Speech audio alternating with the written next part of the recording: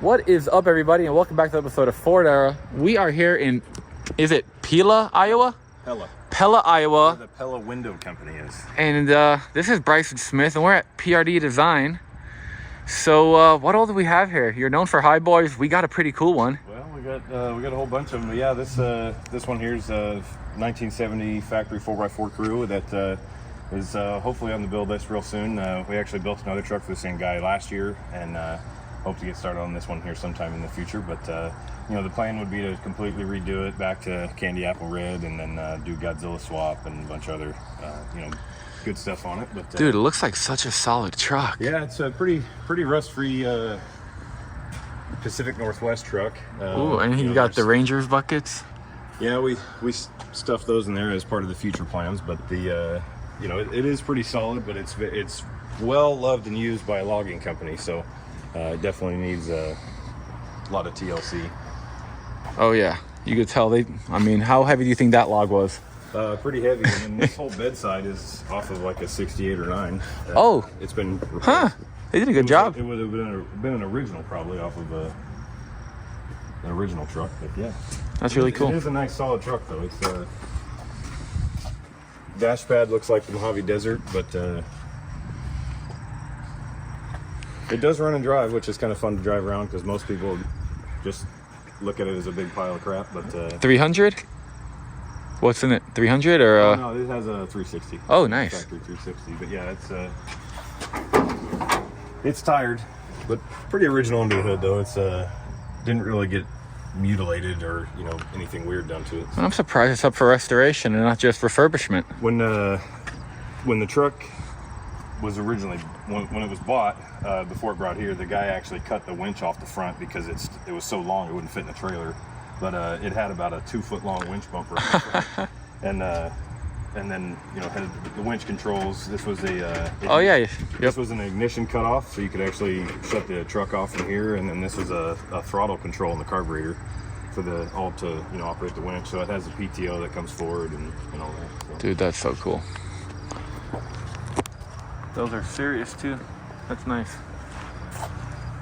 So now we get to the real fun stuff.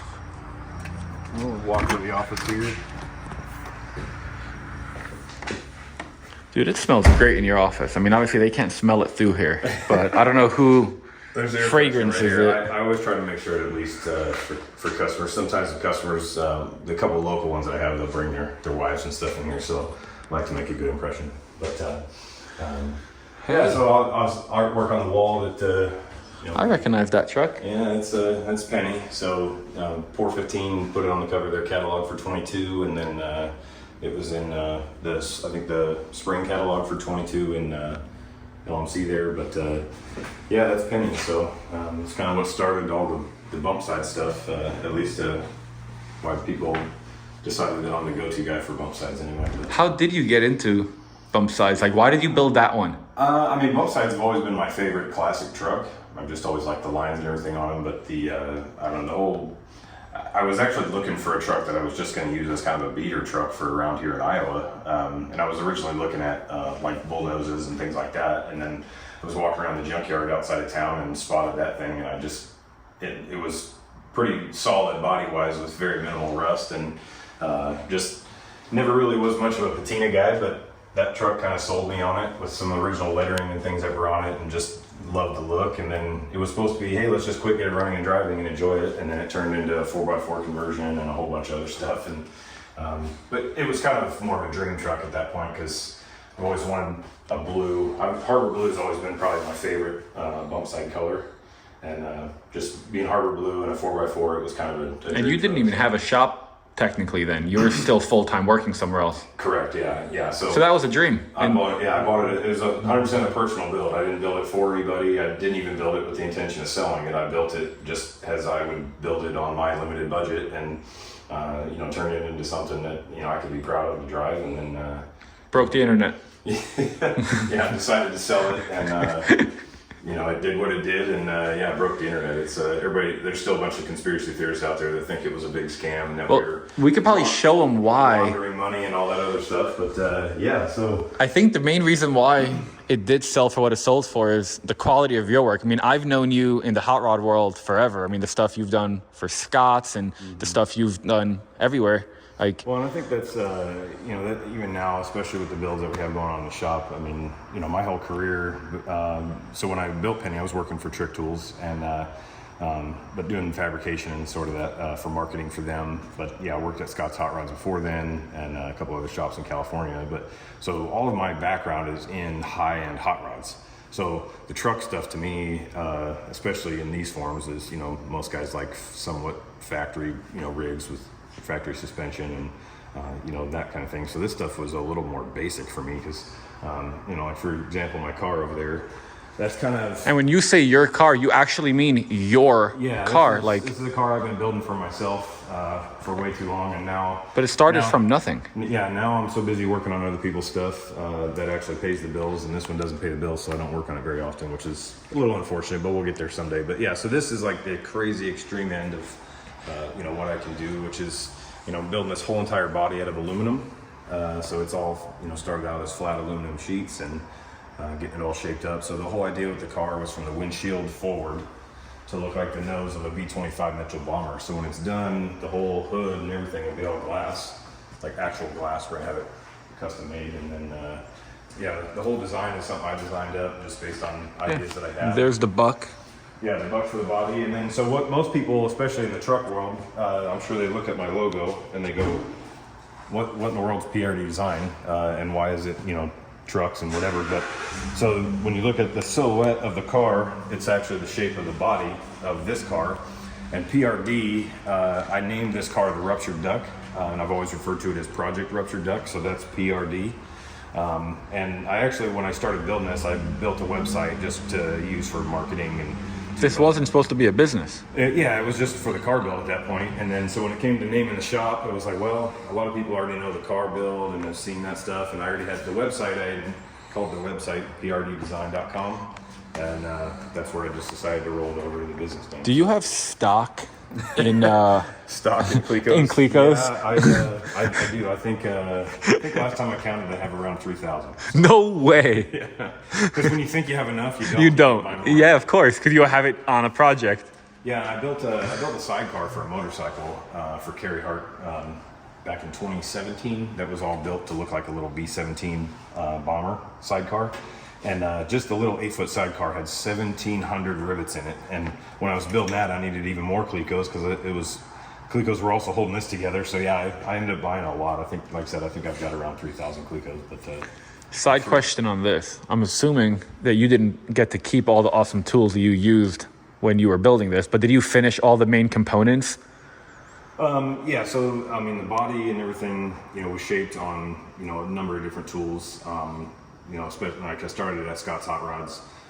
You know, they had an echoed craft former, Proline planishing hammer, a number of other sheet metal tools. But actually, I was so used to having that equipment at my disposal anyway. When it came to, you know, getting to do fabrication in general, whether it's this thing or any other sheet metal project. So when I opened the shop here and had my punch list of equipment that I had to buy, I had to put a lot of that stuff on there too. So I actually do have basically all the same equipment I need to. Well, I guess I haven't seen that side of the shop yet. Yeah, so that's on the fab side. So I'll show you all that. And okay. What we got over there. So, you know, I kind of laugh a little bit because, like I said, the Ford truck world, for the most part, there's a lot of guys that don't even realize that, you know, this is the full capabilities of what we can do. Well, the truck stuff is. This is also $1 million. It probably would be, yeah. If you was to pay me to build it for sure. So, I mean, I'm right now.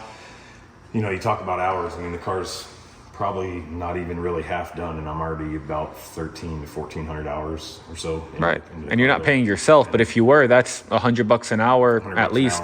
Yeah, so I mean, just right there in labor, you're $130. Yeah, and that's it adds up quick. Any parts, that's without any of that stuff. Yeah, so I mean, that's not accounting all the, you know, paying for the electricity and the winner's rear end and all the other.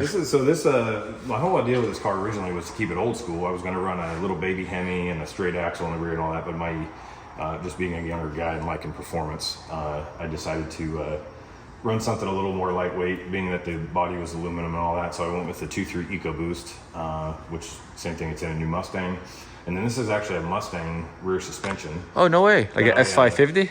Yeah. So, but the only original parts of the rear suspension that'll be left is the center section, the axle shafts, and then the knuckles on the outside. The control arms are all that's gonna be awesome. custom. I got rid of the whole cradle and jigged it and fixtured everything up and built all of the mounts and all the points for all the control arms and the rear end and everything. So it's all incorporated in the tube chassis. And Well, I'm sure everybody is like, holy cow.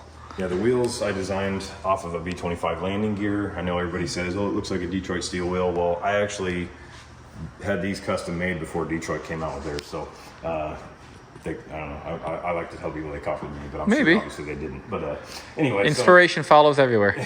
yeah, yep.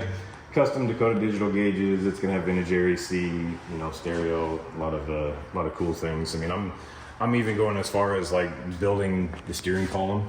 I mean, I'm building everything to fit specific needs of the car, and I actually have real V25 Mitchell cockpit seats that go in it. So they're 70, plus years old, and some other B25 parts that'll make it, unique to the style of the car, but also the performance side of it too. So Now that everybody knows how drastic you can get, tell us what you're doing. well, so yeah, like this is a 71. This actually belongs to a local customer, and he wanted to take the truck. I think it originally belonged to his grandpa, uncle, something like that, and wanted us to just make it a way better driving and performing truck, just so he could literally get in it and drive it any day when the weather's good. And so we decided to go with a full Scott's Hot Rods chassis, and it's getting a 7.3 Godzilla, a whole bunch of other upgrades, vintage air. It's already got a few things that were with it. This was the original body, which for an Iowa truck is not bad. No. But, it was just rusty enough where it made more sense. We actually have a donor body that's on its way out here from Montana, Oh, wow. just to put a fresh rust-free body on it. But, Same color combo? no, but we're going to repaint the whole truck. So it's There you go. We are going to repaint it back to it's mallard green and seafoam green. So then eventually it won't be as high as this one, but dude, Yeah, this so- thing is gorgeous. Yeah, so this is a 71 from customer Alan out of California, and he called me up one day, and I think actually Matt, is it Cubic, Yep. from Oklahoma, he actually got a hold of Matt and asked him about a build, and Matt's like, oh, I only do them for myself. You should call this guy. And so he called me up, and we started talking about what his plans were. He's known this truck its whole life since it was new. I guess it originally belonged to an engineer that worked for his dad, and then he took over his dad's company, something like that, and then ended up buying the truck off of the second owner, which that guy had sold it to. And so he's, I think, the third owner on it, but he's known the truck its whole life, which is pretty neat. So he's got some history with it. That's why we decided to keep the original paint, which is, for original, is in very, very good shape. We did kind of wet sand and polish on it a little bit. We'll do a full final. Dude, on the outside, I but- thought it was repainted. I didn't realize the fender. The bed looks so good. Yeah, I mean, this was a nice running, driving Survivor when it came in here. It was a C6 automatic, had a factory air, just a really nice driving truck. But yeah, we blew it apart to do the 4x4 conversion. Dude, this engine bay looks so tidy. Godzilla swap. So my main goal was to make this Godzilla swap look better than everybody else's, to put it nicely. But we just did some things like hiding the computer away, and this has our new 7.3 Godzilla mount kit for the Highboys. Yes, this frame was converted to 4x4, but we do it using all factory 4x4 parts. So it's got all the same mounting locations as the Highboy. So our mount kit fits right in here, puts the Godzilla in the right place where you have to do zero cutting on the body or the frame to get it in here. You just have to bolt in the cross members. And, Where would somebody buy that? they can buy it right on our website, PRDdesign.com. Nice. Dude, I really like how you did the AC lines. Yeah, so this is a Holley serpentine system, which I do recommend for guys that want to run, if you're going to run air conditioning and you're going to run power steering, like hydraulic power steering, Definitely need to run the Holley serpentine system on the front, because all the factory Ford Godzilla accessories are way down low on the engine, and in order to get the engine in the right spot where your drive shaft lines up with the transfer case and it doesn't hit the body or any of that. So with the least amount of modifications, if you buy the Holley serpentine, it'll bolt right on and you can have all your accessories without having to do anything else. If you want to run the stock Ford accessories, then you probably have to do some cutting on the front crossover. So what kind of radiator is that, by the way? this is a Griffin radiator, which their stuff is far superior than a lot of other offerings. Looks beautiful. In my opinion. Yeah, they have these nice stamped tanks, so they're a little cleaner looking. Yeah, that was the first thing that I noticed, was exactly that. Yep. Yeah, so that's a Griffin. Was in the middle of the air intake project, so we got the pipe over here and need to finish mounting it, and we'll get it painted and all that. But yeah, like I said, we try to hide the wiring. And Electric booster? this is electric power brake booster. So, man, it is a complete game changer when it comes to classic car brakes. I don't have that on Gold Dust. You know that, right? I don't have brakes because my booster. Yep.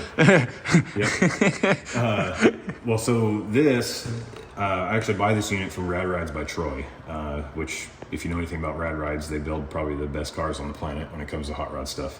But anyway, they actually sell these units. They make the nice billet reservoir that goes on here and all that, and then they get it all set up to where you can make it work in anything. We do adjust the pedal ratio just a little bit to give you the ratio that they recommend, which I can't remember what the number is. I think it's 4.5 to 1, something like that. But anyway, so we moved it on this firewall, which most people won't even notice. We actually widened out the factory bracket. So you can fit that in there.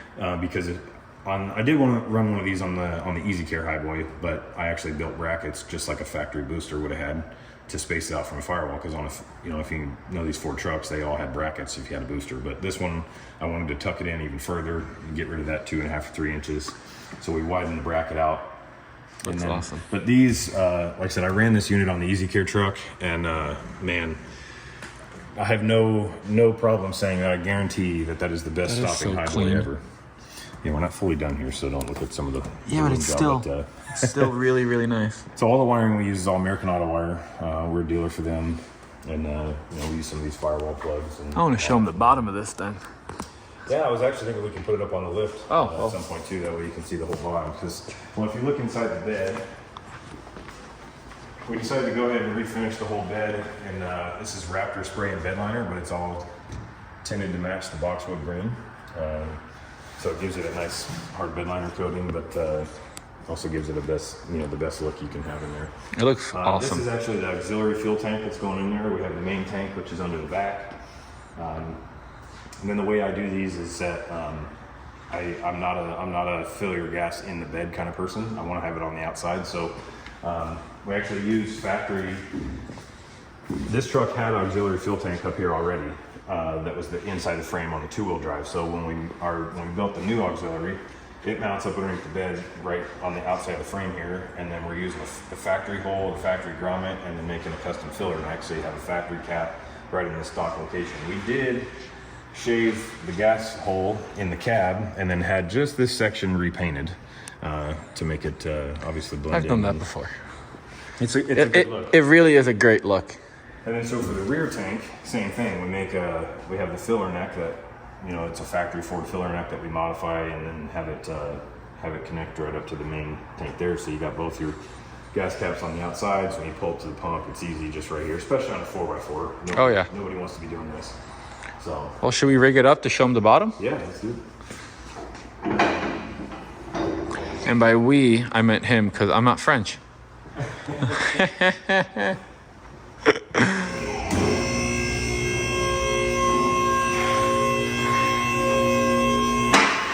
We have liftoff. Takes a minute. Yeah. Dude, I don't know why the Highboys never came with toolboxes, because I feel like the toolbox is one of the coolest things. The main reason, I think, is because of the spring purchase. Oh, really? I'll explain that here in a minute.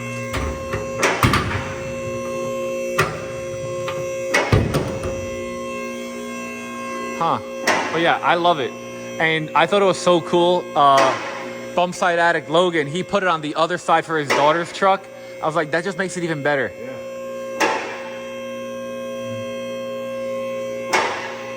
Dude, how tall does this lift go? Wow. Did you say it went to super height? Yeah, it goes, I think, like I said, I think the overall lift height here was like 79 inches or something like that. Dude, I could straight clear this. So, to give you the explanation on the toolbox, which Ford could have made a modification, but you can see right here where it's already cut, like, you know, Ford stamps it this way to clear this is a two-wheel drive spring perch. And so two-wheel drives, the distance from the center of the axle to right here on a two-wheel drive is 24 inches. Well, on a F26 factory 4x4, the leaf spring mount in the front is 2 inches further forward. So you have 26 inches. So on these springs, I think it's 24 inches here and 32 in the back. On a factory 4x4, it's 26 on both sides. So I think because this mount would have moved forward, it would have hit here. That's probably why they didn't put them in. But yeah, because I know guys that do, when they do swap them, they always have to cut that. Yeah. Anyway. I feel like we should start from the back and make our way over. Dude, this is beautiful. So now we get to really see your actual work. I mean, the detail. Yeah, so, you know, we did the whole entire bottom of the truck. This truck had undercoating. I'm talking the thick black tar undercoating. They did the bottom of the hood, the entire firewall, the whole bottom of the truck, all the way to the back. So we cleaned all that off. It was a painstaking task. My guys, I have two employees that work for me. It's Andrew and Josh, and the both of them spent time removing undercoating and paint and rust and all that stuff from the bottom of this thing. But yeah, we did the whole bottom of the truck in the paint match boxwood Raptor liner spray. Dude, it looks awesome. And then this truck actually has both 76 axles in it, because we did the 76 open knuckle low pinion in the front for the disc brakes, and then this is the matching 76 Dana 60 rear. The main difference between them is that the 76 axles are actually 2 inches wider in track width than the actual factory Highboy. Well, bump side / up to 75 Highboy axles are 2 inches narrower. So that's why we used this rear, was to match the front. But this one, we're about hopefully a couple days away from getting my first set of Dana 60 rear disc brake conversion brackets to be able to put our new disc brake conversion on. This is the truck we used to design all that stuff on, so this will have the first PRD design Dana 60 rear, which will fit all, it'll basically fit all Dana 60s, so at least the 3/4 ton stuff from probably, I don't know as far back in the mid 60s, but somewhere in the mid 60s all the way up until 79, it'll fit all the Dana 60 rears. Dude, that's a big deal. Yeah, so, and that's 4x4 or two-wheel drive. So, well, we completely go through them, all brand new, fresh internals, custom covers on the back. We run Fox shocks on these. Total game changer when it comes to the ride. It really does a nice job on the Highboys of, you know, kind of smoothing everything out, taking some of the bounce out of them. Brand new custom drive shafts. This is running a custom MP205 transfer case that we have beefed up to handle the extra power of the Godzilla. Then we have full stainless custom exhaust. We got to finish the tailpipes now. We got a few more things going in the rear. These are engine and transmission coolers. They're Raleigh coolers. Those things are fantastic. They do a really good job. You know, still got to button up some of the wiring under here. Yeah, we decided the tank on the auxiliary tank on this side, as you saw on the bed, is black. We did that to kind of match the toolbox on that side. So I have a similar look there. And they could see how your sheet metal work looks. Yep, we're gonna come in. Now we got the bed back on. We're gonna mask off kind of where the bed brace is, and we're gonna shoot this section in the Raptor liner as well. Yep, did just a tiny bit of rust repair there. So this is the Godzilla mount kit setup that we sell. So this is our transmission mount crossmember. There's two side mounts. They bolt on. You have to drill the holes and, you know, bolt them onto the outside. And then this crossmember just bolts in. There's two bushings out on the sides, bolts right up to the transmission. This will fit the 6R 140s and the 10R 140s. Nice. For the two-wheel drive transmission, not the factory 4x4 if somebody's trying to run a factory transfer case. But and I think Atlas now has a transfer case adapter for these transmissions for the 6R 140 and the 10R. And this mount as far as I know, won't fit that either. I hope to get one of those units in here and make a crossover that will fit for the guys that want to still run all the mount stuff, but have the married transfer case as opposed to the divorce. This one's got about a 6.5-inch drive shaft in it. Cute little guy. Pretty tiny, but it's all, you know, this is all Super Duty U-joints, and these are 1450s and 1410s here. And then we beef them all up, to, like I said, to handle the extra power. We do run all brand new leaf springs on here. So we order them, they got brand new bushings, and then they're obviously built to factory spec. You know, that way, we did have the fronts raised an inch. I'm not a level your truck guy 100%. I still like to have a little bit of factory rake in there. But we did raise the front of this up an inch just to get it a little higher. But yeah, this one's got the Holiday oil pan on it, which there's a couple different versions of the serpentine kit, which we actually do sell them on our website. But you can get the Holiday serpentine kit without the oil pan, or you can get it with the oil pan. The Super Duty 7.3 oil pan actually hangs down a little bit further, and just because obviously, you know, the front axle and all that, we wanted to make sure it had the most clearance possible for that, which is why we decided to run that. Fox shocks in the front. This is a Fox steering stabilizer that we kind of do the mounts for. We're working on finalizing that right at the moment. And then some of the wiring we still got to connect, but you can kind of see the Godzilla mounts here inside the engine. There's the engine side and the frame side.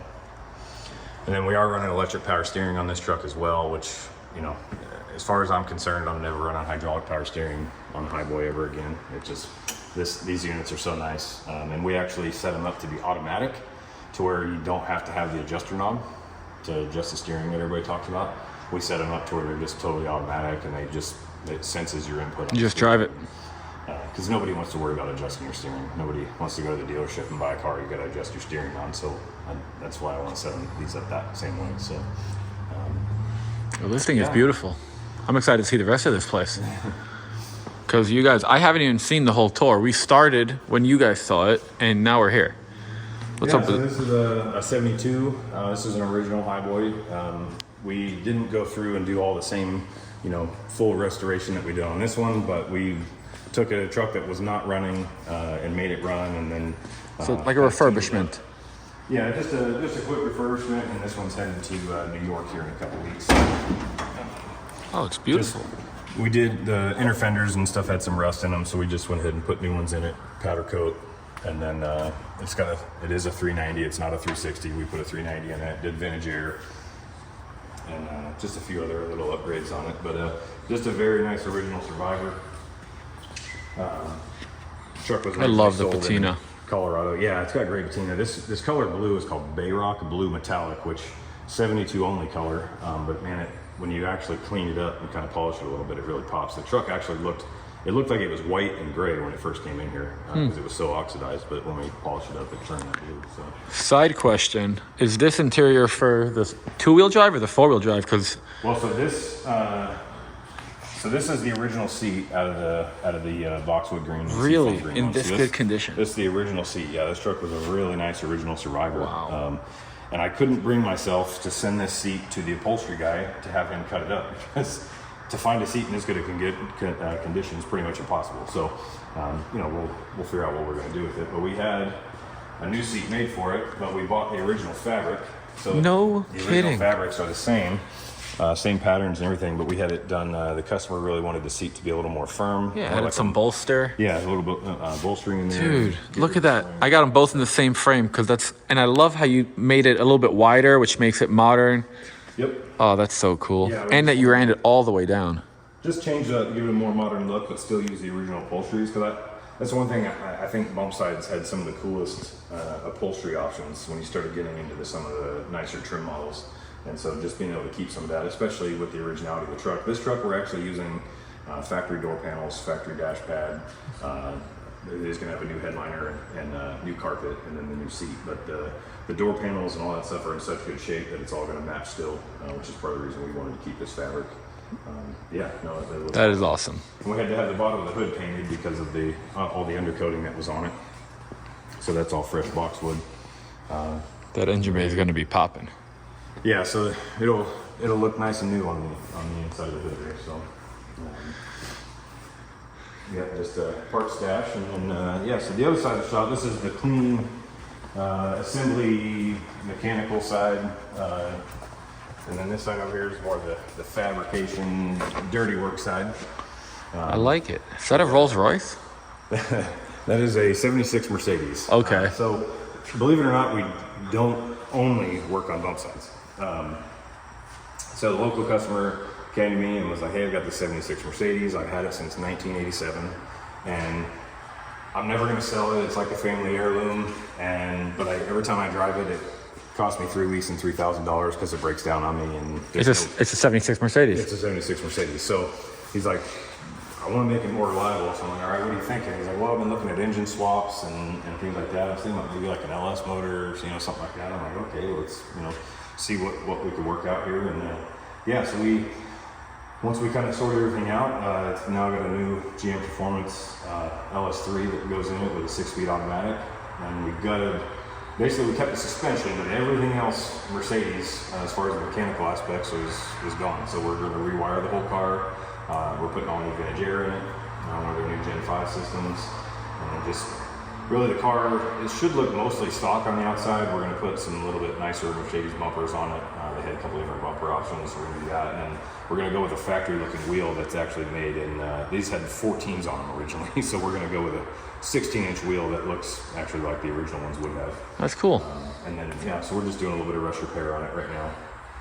And then, yeah, it'll be a sleeper for sure, because it's not, the stance isn't really going to change on it or anything. It's just going to look pretty stock. So, then this is a 67 F100 that belongs to a guy named Chris out of Ohio, and it's on a roaster shop chassis. Actually, Chris's brother-in-law is Boris from the Street Machine. Oh, no kidding. So yeah, so now you know exactly where he got it. Yeah. Boris is like the only person who has these in stock. Yeah, exactly. So yeah, he shipped it here, and then brand new crate engine there from Ford Performance, Coyote, with a 10-speed. Really nice original patina. So we've named this truck Bushwhacked because we were trying to think of a name. This truck came from a guy that said he bought it out of Texas, and it had been sitting in a field for a long time, since the 80s or something. But all down the side of the truck, it's got these weird, like, swoosh lines all on the side of the truck, but you could tell it took a long time to wear through the paint. So I'm like, what would have done that? I'm like, I think it was like the Texas bramble, the weeds. I think the wind blowing was just rubbing on the paint. Literally. It's the only thing I can think of that would do this to the paint, because it's not something that you can really just do. Dude, that's funny. And so, like I said, they're kind of on the whole truck that way. So we were trying to think of names, and Chris came up with the name Bushwhacked, which I think is pretty. It's going to have double meaning. It's the patina of the truck, also, but this is the slam spec chassis from Roaster Shop, so it's going to sit 5 inches off the ground. So it's been. Dude, what are you going to do about that whammer right there? I'm not 100% sure yet. I've been looking at it. There is unfortunately a tear in here, but I think we might just hammer it out and try to straighten it out a little bit. Because if Boris is his brother-in-law, he definitely has Jerome at his exposed. For sure, yeah. So, Sure. But we'll see. It's I also don't want to mess up the look of the truck either. So. What are you going to do on the inside of the bed? Well, the inside, I'm building all new custom sheet metal. So this is where all the sheet metal tools will come in handy on this stuff. So we'll do a whole new bed. We're going to do wheel tubs. We're running a 20 by 12 with a 345 rear tire, which we have those here from Built Specialties. It's like a bronze wheel with a brush lip on them. So Nice. They look pretty sweet on here. And then it's the cab to it, which we had to make some firewall modifications based on the engine placement and how low the truck sits and all that. So we kind of got it cut up a little bit and getting ready to do the cab mounts on it just to freshen it all up. We'll finish cleaning up the floor and do a little tunnel in there for the drive shaft. But it really was a pretty solid truck to start with. Nice Pebble beige? Survivor, pebble beige, yeah. So, and then you were asking about sheet metal equipment. So, we get English wheel, Echo craft former, planching hammer, Pullmax, Lassie bead roller, and then Rotex punch. And there's always more that hopefully we'll add to the list someday. But for now, I got most of what I need to do the custom stuff. So. And the most important tools. Oh, yes. Which I'm getting old enough where I'm starting to get carpal tunnel and all that, so How old are your kids? How old are my kids? Yeah. Oh, my daughters too. So. Okay, so sooner than later, you know, they'll be able to start forming sheet metal. Oh yeah, she's already truck obsessed. So I'm not. I hope my wife enjoys it. I'm not sure if she enjoys it. That my daughter's so obsessed. Maybe she's gonna be crazy about trucks, and she'll probably have the coolest truck whenever she goes to high school. So that's my plan. I mean, that's a great thing. It'll intimidate all the boys to not want to talk to her. I hope so. Yeah. I've got a son around that age. Just saying. Yeah, she'll know more than them. That's for sure. Oh, for sure. Yeah, there's no doubt about that. Yeah, they're gonna be like, "Oh, is it at your dad's truck?" No. Yep.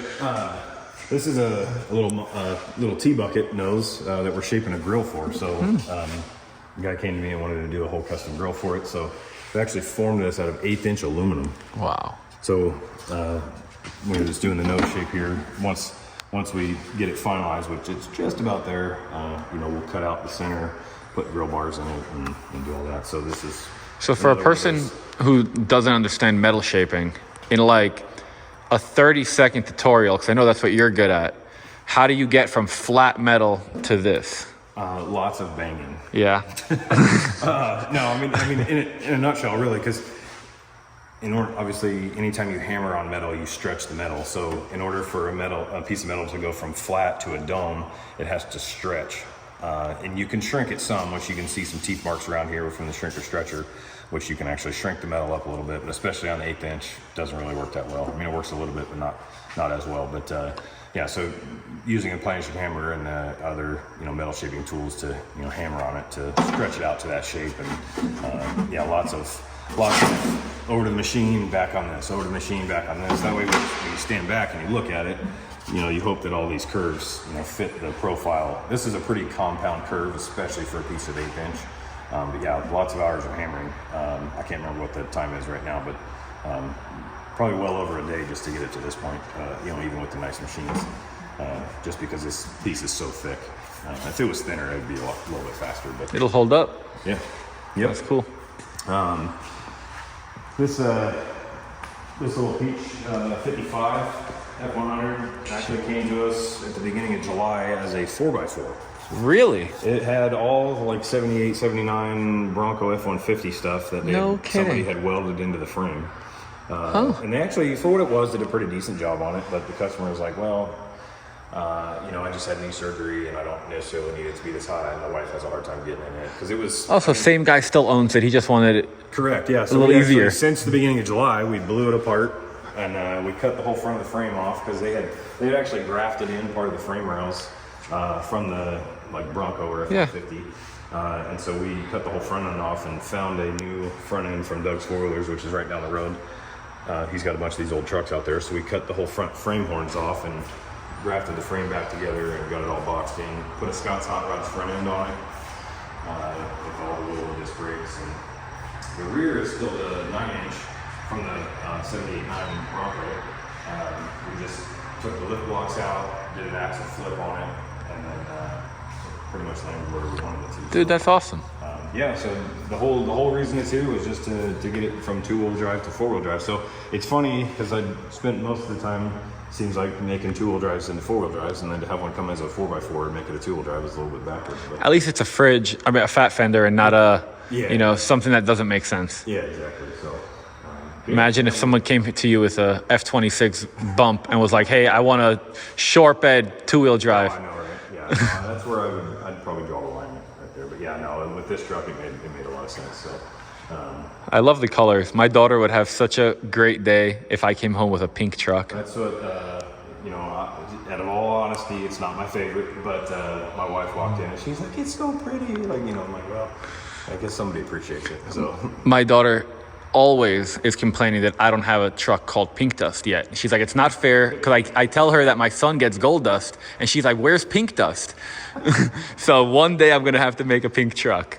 Yep, well, I'm sure the right amount of money, you could probably talk this guy out of this one, but he does have his business name on it. So it does. He owns an insurance agency over here in Knoxville, which is about 15 minutes away. So they got one here too.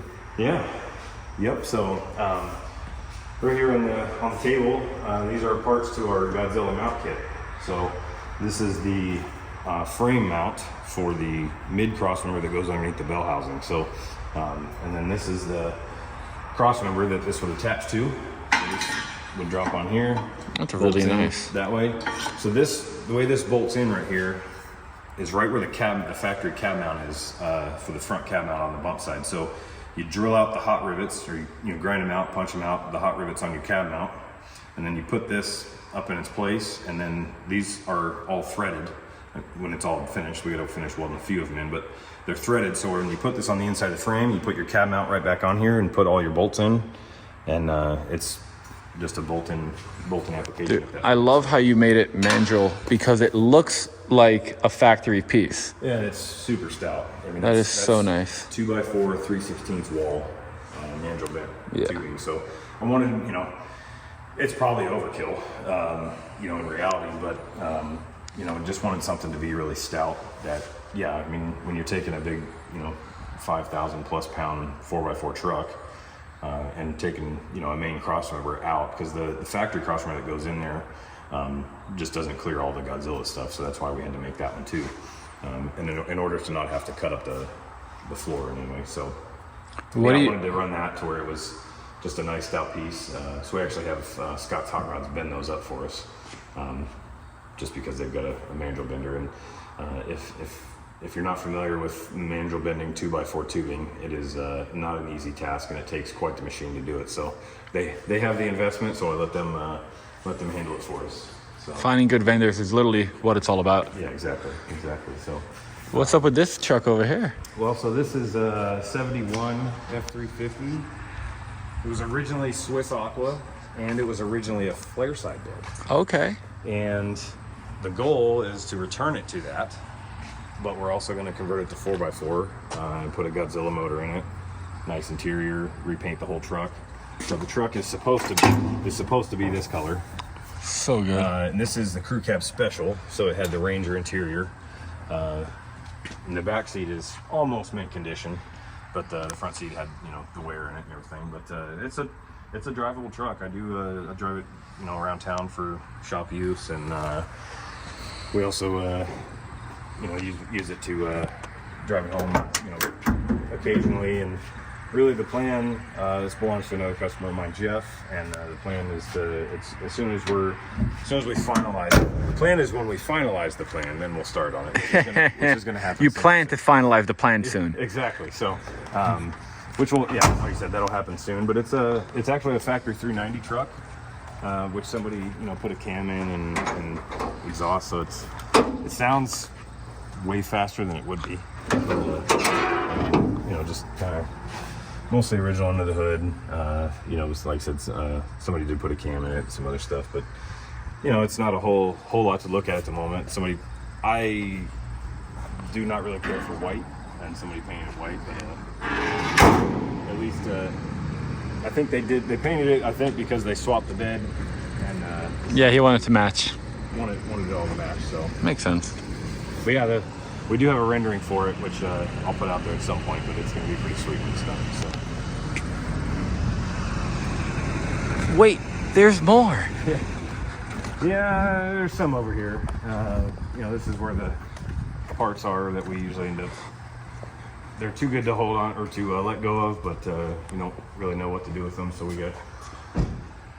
Some of these are crates that belong to customer builds, where we got parts that we're waiting to use, whether it's something original that we're going to be putting back on a truck or whatever. We put them in crates and do all that, and then trailer storage. I'm starting to get quite the collection of old FE motors. The green cab that was in there on the Scott's Hot Rods chassis. This is the original chassis and everything from that 390, which he had built with I think Phytech on it, and I think it's a 4R70 transmission. But and then just some other part stuff. This is a 76 factory 4x4 crew cab that unfortunately we just tore it apart, got it all stripped down, was getting ready to send the cab off to get stripped, and we were going to start working on some chassis stuff, and then unfortunately this customer, his brother called me and informed me that he had passed away. So man, so that was pretty unfortunate. But so his brother lived here in the States, they're in Canada, so they're working through a whole bunch of stuff, and the truck's sitting here temporarily until they figure it out. So pending. Pending. But, This is a parts 67 parts truck. That's actually a super nice rust-free body on a 72 4x4 chassis. That I don't know. We'll figure out what we're going to do with it. But there is actually hiding back in the corner under a bunch of parts is a factory 69 F26 crew cab. That was one of 524, huh? Yeah, one of 524. Yep. It's we bought my customer Jeff, who owns the white crew cab we just looked at there. We were looking at another crew cab in California. That was a pretty nice truck. It already had a bunch of work done on it. And he goes, "Yeah, call them and see what they're doing with it." So I called him, talked to him about this other two-wheel drive crew cab, and the guy's like, "Hey, I've got another bump side you might be interested in." I'm like, "Yeah, okay, send me pictures." Well, he sends me 2 pictures, and it's that cab sitting on the ground with the 4x4 frame sitting in front of it, and I was like, "Wait a minute." So I called him immediately back. I was like, "Is that the factory frame from that cab?" He's like, "Well, I think so." He's like, I'm just not a 4x4 guy, so I didn't really care about it. And I'm like, "Okay." And I'm like, "I need the VIN number." And so he called his friend the truck was sitting at his house, and the guy's like, "Why does he want the VIN number? That's weird." And I'm like, "Just give me the VIN number." Just give me the first 3 letters. He called me back and he said, "Well, he doesn't want to give me the VIN number, so I might have to drive out there." And I said, "Well, let me put it this way. If he gets the VIN number, we'll buy both trucks for whatever your asking price is, no questions asked." And he's like, "All right, I'll just tell him to get me the VIN number." So he called back to his friend. They got us the VIN number, and it came back as a 69 F26. So I was like, "Yep, all right, we're buying both trucks." So we bought 2 crew cabs, and that one, and he threw that one in for an extra $2,000, which No kidding. it's a pile of parts, but it came for $2,000, so you can't complain. So I didn't pay this, but my 69 F26 cab only, the guy that I got it from got it for $41. And then I wasn't so lucky, but at least I got one. Yeah. Yeah, that's for sure. This is the original chassis out of that 67. What do you do with the original stuff? Like, let's say somebody's watching and they're like, "Dude, I want to buy that." Is there a chance? Well, it kind of depends, because sometimes different customers are looking for different things. So sometimes it works out where we can use parts off of something for another one and make something more complete. I do get phone calls fairly regularly of guys looking for things. So I hold on to stuff as long as I can until I need the room. And then, and then we let it go. But this one actually had a rebuilt 352 in it with headers, and it's got a cam in it and stuff. And, we just put it over here temporarily until we figure out. It's got drop beams on it and disc brakes, a little short bed 67 chassis. So it all just depends. I got my axle storage rack over there, which has a bunch of old Highboy axles. And that's where we're, using these axles for all the different, because there's a whole bunch of different years. So we're just confirming all the different parts components for all the disc brake conversions that we are doing. So here very shortly, within the next couple months for sure, we'll have full 4-wheel disc brake conversions for all 67 to 79 F250 4x4s. So, Nice. And that'll include all the closed knuckle axles and the rears and everything. So What about 2-wheel drives?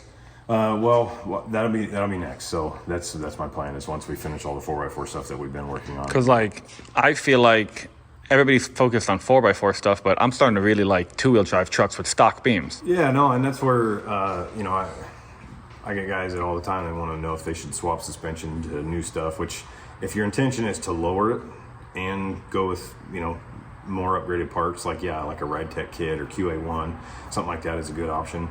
But for a guy that just wants to drive it and enjoy it, I'm like, let's just rebuild the I-beams and It's a great ride. Yeah, oh yeah. When everything's fresh and new, they ride. And I really think do ride the great. sketchiest part's the fact that you could put a Godzilla motor in it and then you still have original brakes. Even if you go and put brand new original brakes, they're still spongy and Exactly. Yep. And that's where we'll have a full 2-wheel drive kit hopefully in the next year or so. Well, I need more time on my hands to handle those things. So dude, where can everybody go check you out? I gotta head back to Florida, so we gotta cut this. Oh yeah. Yep.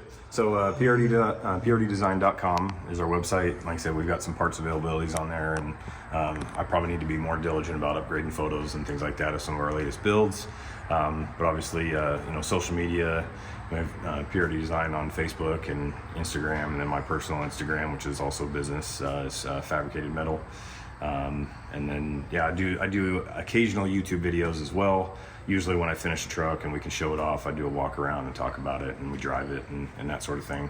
And hopefully we'll get into more of that in the future too. So, you know, when it comes to parts availability, you know, even if there's used parts guys are looking for, I mean, I have sold stuff before, so, you know, I get phone calls for that. So if there's something that's not on our website or social media, you just call us up, and our phone number is 641-619-5859.